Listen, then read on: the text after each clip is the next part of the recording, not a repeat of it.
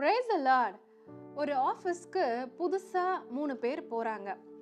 அவங்க உள்ள போகும்பொழுது கரெக்டா அந்த ஆஃபீஸினுடைய வாசல்ல ஒரு வயசான தோற்றத்துல ஒருத்தர் தர்மம் கேட்டுட்டு உட்கார்ந்துட்டு இருக்கிறாரு. இந்த 3 பேர் கிராஸ் பண்ணும் பொழுதும் இவர் ஏதாவது ஒரு பொருளை அந்த இடத்துல போட்டுட்டு இது உங்கள்தா உங்கள்தா அப்படின்னு சொல்லி கேட்கிறாரு. ஃபர்ஸ்ட் ஒருத்தர் போகும்பொழுது கொஞ்சம் காசை போட்டுட்டு இந்த காசு நீங்க விட்டுட்டு போயிட்டீங்க, இது உங்களுது தானே, எடுத்துக்கோங்க, நீங்க போகும்பொழுது அந்த காசு கீழே விழுந்துச்சு அப்படின்னும் போது தன்னுடைய காசு அது இல்லைன்னு தெரிஞ்சும் அந்த நம்பர் என்ன பண்றாரு, ஆமா ஆமா இது ஏன் காசு தான் சொல்லி எடுத்து பாக்கெட்ல வச்சுட்டு ஆஃபீஸ் உள்ள போயிடுறாரு. அதே போல ரெண்டாவது ஒருத்தர் வராரு. இவர் ஒரு வாட்சை போட்டுட்டு இந்த வாட்ச் உங்க கையில இருந்து கீழே விழுந்துருச்சு, உங்க பேக்ல இருந்து விழுந்துருச்சுன்னு ஏதோ சொல்லிட்டு இது உங்களது தான், எடுத்துக்கோங்க அப்படின்றாரு. அவங்களும் ஆமா இது எந்துதான், எப்படி விழுந்ததுன்னு தெரியல அப்படின்னு சொல்லி ஒரு பொய்யை சொல்லிட்டு அதை எடுத்துக்கிறாங்க.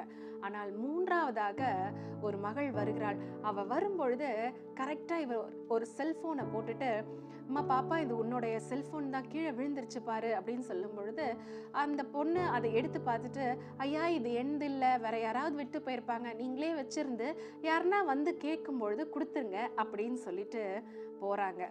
பாருங்க, இவங்க 3 பேரும் உள்ள போய் உட்கார்ந்துட்டு இருக்காங்க. அவங்க 3 பேருமே அந்த ஆஃபீஸ்ல ஒரு இன்டர்வியூக்காக போயிருக்காங்க. உள்ள போய் திடீர்னு அவங்கள கூப்பிடுறாங்க, நீங்க 3 பேரும் உள்ள வாங்க அப்படின்னு சொல்லி கூப்பிடும் பொழுது அந்த இடத்துல மேனேஜரா ஒர்க் பண்ணிட்டு இருக்கிறவர் தான் அந்த வெளியில வயசான தோற்றத்துல இருந்தவர். அவரை பார்த்தோன்னே இந்த 3 பேருக்கும் பயங்கர ஷாக்கிங். ஐயோ இவரா அப்படின்னு சொல்லி அவர் அந்த 3 பேரையும் உட்கார சொல்றாரு. உட்கார சொல்லிட்டு அந்த முதல்ல போன 2 பேர்கிட்டையும் அவங்க கையில இருந்து அவங்க கீழே இருந்து எடுத்த அந்த பொருளை கீழே வைக்க சொல்லிட்டு நீங்க வெளியே போகலாம், இந்த ஆஃபீஸ்ல உங்களுக்கு வேலை இல்லை, இந்த ஒரு சின்ன விஷயத்திலேயே நீங்க உண்மையா இல்லையே, உங்களை நம்பி இந்த கம்பெனியை நான் எப்படி ஒப்படைப்பேன், எப்படி இந்த விஷயம் இங்கெல்லாம் நீங்க உண்மையா இருப்பீங்கன்னு கேட்டுட்டு அவங்கள வெளியில அனுப்பிடுறாரு.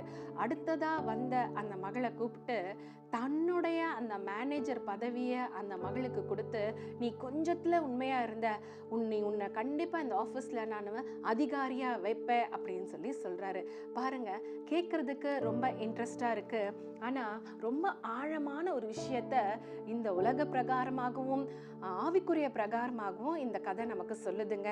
இதை தான் நம்ம மத்தேயு 25:21 உத்தமமும் உண்மையும் உள்ள ஊழியக்காரனே, கொஞ்சத்திலே உண்மையா இருந்தாய், அநேகத்தின் மேல் உன்னை அதிகாரியாக வைப்பேன் அப்படின்னு சொல்லி நம்ம பார்க்கிறோம்.